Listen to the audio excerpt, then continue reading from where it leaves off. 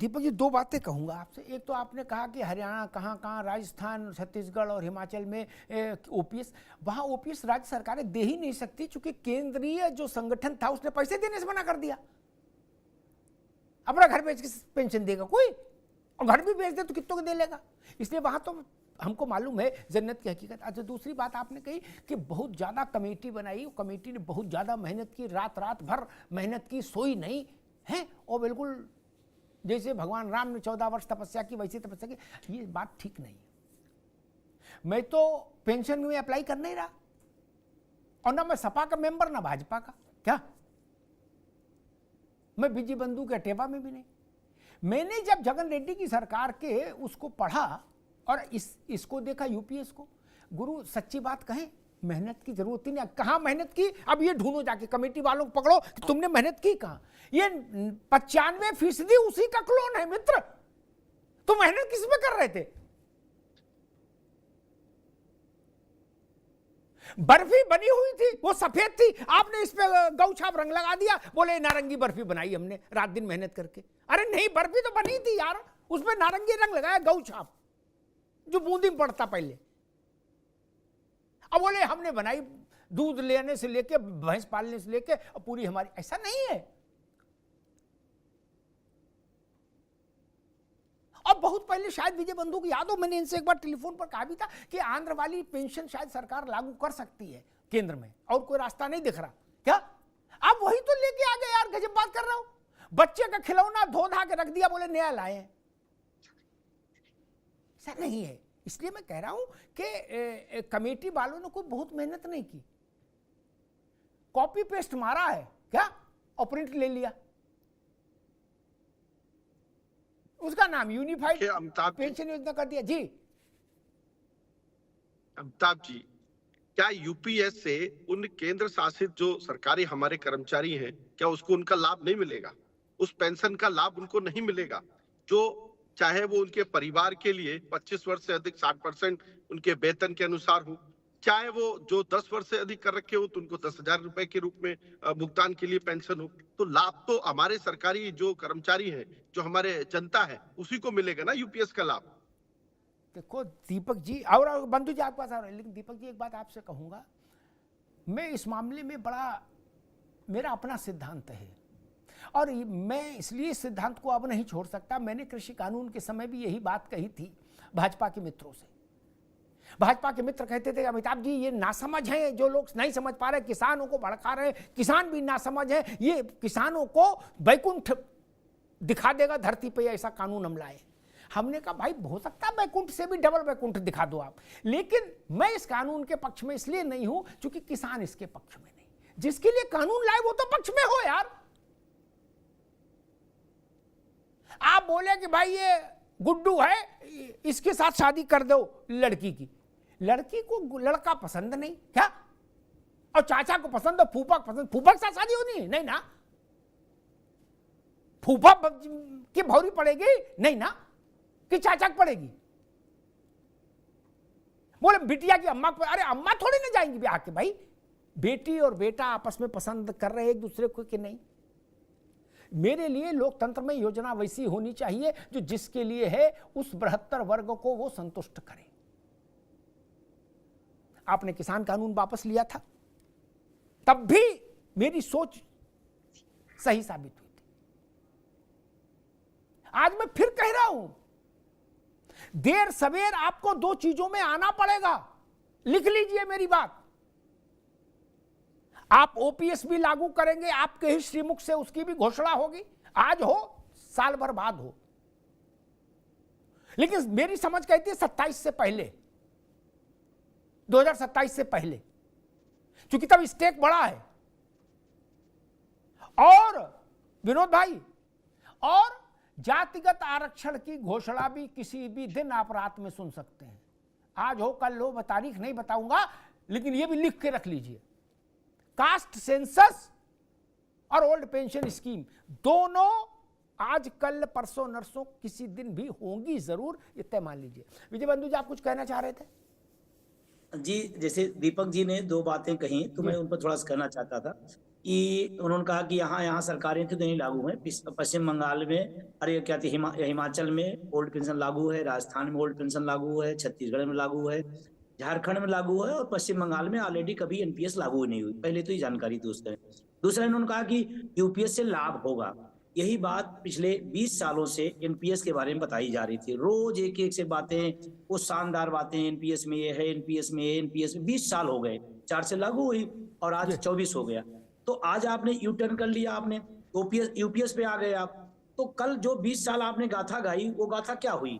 इसका मतलब जो बात कही जा रही थी एनपीएस बारे में वो सही निकली, और आज आप फिर आकर के यूपीएस भी गाथा गा रहे हैं। जबकि मैं सर बता रहा हूं, जो जानकारी लोगों की लगातार आ रही है, लोग ये बात कह रहे हैं, एक भी एनपीएस कर्मचारी जो उसके अंतर्गत में है, मैं उसकी बात कर रहा हूं। कौन संगठन, कौन नेता क्या बोला मुझे नहीं पता। मैं ही जानना चाहता हूं, जो एनपीएस के अंतर्गत है उसको यूपीएस भी पसंद नहीं है। पूरे देश से प्रतिक्रिया आ रही है। हाँ, एक बात इसमें जरूर थोड़ा पॉजिटिव हम लोगों के बीच में आया कि चलो प्रधानमंत्री जी संज्ञान में लिए, सरकार कम से कम इस पर गंभीर हुई। अगर वो एनपीएस से यूपीएस पे आ सकती है तो और जोरदार तरीके से बात हो, ओपीएस पे आ जाए। ये पॉजिटिव माहौल लोगों के अंदर गया है, ये चर्चा है जी। दिल्ली से जयपुर जब जाते हैं, रणवीर जी आपके पास आऊंगा, दिल्ली से जयपुर जब जाते हैं तो एक बीच में जगह है, उसका नाम है मिडवे। वहाँ रिफ्रेश होने के लिए और चाय के लिए लोग रुकते हैं। मुझसे कुछ लोग कह रहे थे, दीपक बाबू, कि ये मिडवे है पेंशन का। क्या? एनपीएस से गाड़ी चली है, यूपीएस मिडवे है, ओपीएस डेस्टिनेशन है। और कुछ कुछ मैं सहमत हूं इस बात से, होगा यही। मैं फिर कहता हूं, लोकतंत्र में बाबू क्या कहते इससे महत्वपूर्ण महत्व नहीं। जिसको सरकारों के भाग्य को लिखने की ताकत हासिल है, वो क्या कह रहा है वो महत्वपूर्ण है। रणवीर सिंह, विजय बंधु, अमिताभ अग्निहोत्री या ननकू या रज्जाक या इंडिविजुअल कैपेसिटी में आशीष जी और आप भी, सब लोग, हम लोग 5 साल में एक दिन छोड़ के चलो किसी लायक ना हो, लेकिन एक दिन तो लायक है ना, जब ईवीएम हमारे अंगूठे पर है। वही दिन बहुत सबसे बड़ा है मित्र। बाकी क्या रखा लोकतंत्र में? बाकी तो कहानी है।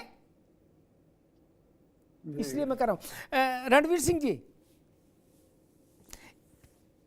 आप और आपका संगठन, क्योंकि मैं देखता हूं हमारे बॉर्डर सिक्योरिटी फोर्सेस में जो बच्चे हैं, और बल्कि हमारे सेना का भी चरित्र मोटे तौर पर यही है, जो जवान हैं, अधिकारियों की बात नहीं कर रहा, जवानों की बात कर रहा हूं, वो उनमें से मेरे ख्याल से 90 क्या 95% गांव कस्बों के बच्चे हैं, गरीब परिवारों के बच्चे हैं, किसानों की संतानें हैं। रणवीर जी गलत तो नहीं कह रहा? बिल्कुल राइट कह रहे हैं। उनके पिता के पास उतना सामर्थ्य नहीं कि बेटा शहीद हो जाए तो उसके परिवार को पाल ले या अपना ही रोटी खा ले। रणवीर जी, वो ग्रेटर कैलाश और सुंदरनगर में रहने वाले लोगों की संतानें नहीं है ना जी। तो सवाल उठता है कि जैसे सेना के परिवार हैं, उनके भलाई के लिए, पुनर्वास के लिए, शहीद परिवारों की देखभाल के लिए सेना झंडा दिवस को सरकार ने बनाया। उससे जो राशि मिलती है वो युद्ध में हुए अपंग सैनिक, उनके बेहतर शिक्षा, स्वास्थ्य, परिवार कल्याण में वो राशि काम आती है।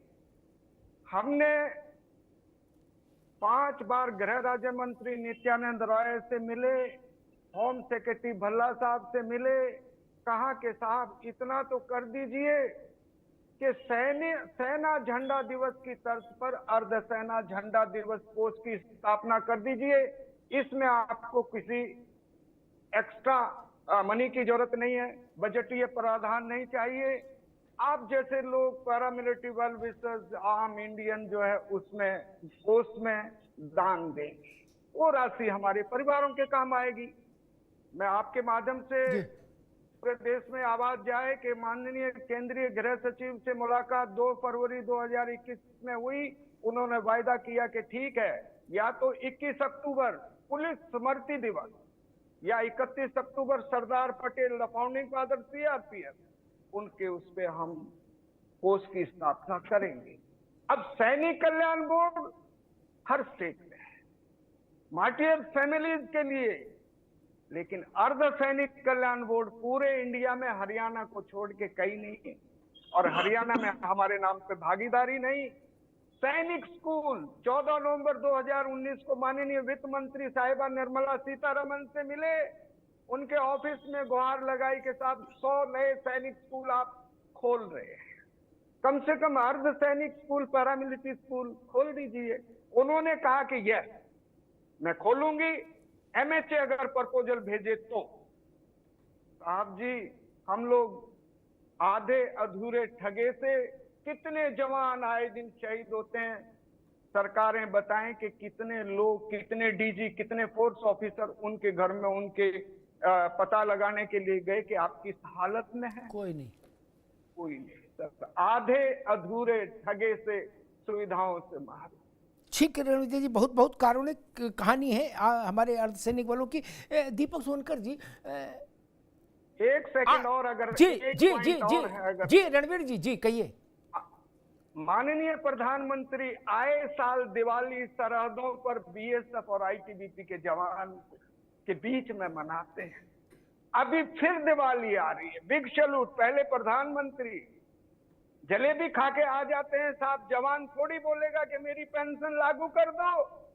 अब समय आ गया कि इस बार अक्टूबर में मीठी दिवाली आए और ओपीएस का बनंजा दें और सुप्रीम कोर्ट से उसको वापस ले लें। ठीक बात रणवीर जी, बड़ी अच्छी बात। दीपक जी बड़ा भावुक बात कह रहे हैं रणवीर जी, और उस बात से मैं भी मुतमईन हूं। अर्धसैनिक दिवस, झंडा दिवस जैसे सेना के लिए है, बनाने में क्या दिक्कत है सरकार को? इसमें कौन सी पार्लियामेंट की बैठक बुलानी है और 2/3 मेजॉरिटी चाहिए? देश भर से सेंसस तो करानी नहीं, इसमें रायशुमारी। या सैनिक स्कूल हम खोलते हैं, अर्धसैनिक बलों के नाम पर भी स्कूल हो। ये छोटी छोटी चीजें, डीजी और इस तरह के जो अधिकारी हैं पैरामिलिट्री फोर्सेस में, उनको ये मैंडेटरी हो कि वो मतलब जो कमांडेंट टाइप स्तर तक के अधिकारी हैं और डीजी से लेके, उनके लिए मैंडेटरी क्यों नहीं है कि वो जो भी शहादत देने वाले परिवार है उनसे संपर्क में रखे रहे, जो विकलांग हो गए उनसे संपर्क में रहे। ये सब सामान्य चीजें हैं, इनके लिए अगर बोलना पड़े रणवीर जी को तो ये हम सबके लिए शर्म की बात नहीं है। दीपक जी, एक बार जो विधायक रह ले वो जिंदगी भर च्यवनप्राश खाए सरकारी, और ताकत की दवा ले दिन में 3 टाइम है, और इनके यहां कोई पूछने वाला नहीं। दीपक बाबू, देखिए अमिताभ जी, आर्मी के एक एक सदस्य, चाहे वो किसी बीएसएफ में हो, एसएसएफ में हो, वो देश की जनता के लिए सुरक्षा का काम करते हैं और देश के प्रधानमंत्री जी के लिए वो एक बराबर है। और निश्चित तौर पर कहीं ना कहीं जो विषय आ रहे हैं, इस पर भी ये सब जो ओपीएस की बात आई थी उसको लेकर के यूपीएस लाने का काम किया गया, इस पर भी कमेटी काम कर रही है, जांच की काम कर रही है। और निश्चित तौर पर एक एक व्यक्ति के लिए, मैंने कहा ना, एक बात चर्चा में जरूर आई थी, मैं उस बात को जोड़ूंगा। आपने भी कहा कि आने वाले समय में एनपीएस भी आ सकता है, ओपीएस भी आ सकता है, और भी चीजें आएंगी। और वही जो उदाहरण आपने किसान बिल को दिया, निश्चित तौर पर देश के प्रधानमंत्री जी के लिए देश की जनता सर्वप्रथम है। जैसा जनता जनार्दन के हित में होगा, जनता के हित के कार्य होंगे, निश्चित तौर पर निर्णय उसी प्रकार का होगा। चाहे की बात हो, चाहे यूपीएस की बात हो, चाहे अन्य किसी ऐसे व्यक्ति की बात हो, अगर उनके हित का विषय है, उनके हितकारी विषय है, तो उसका निर्णय निश्चित रूप से रहेगा।